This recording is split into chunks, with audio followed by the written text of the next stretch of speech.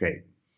Rottamazione stufe con sostituzione con stufe di nuova generazione oppure con pompa di calore. L'anno scorso avevamo fatto un bando, grande successo, non siamo riusciti a finanziare tutte le domande, quindi questa mattina in giunta abbiamo approvato una delibera per un importo di 2 milioni che consente di finanziare le domande che non erano state finanziate l'anno scorso.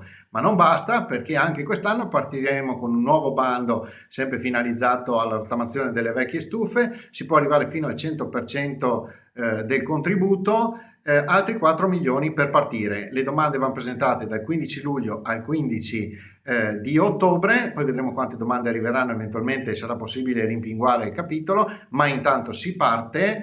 E per quanto riguarda questo provvedimento, sottolineo il fatto che comunque si collega al miglioramento della qualità dell'aria che stiamo perseguendo ormai da anni con la riduzione dei principali inquinanti nel corso degli ultimi 15 anni.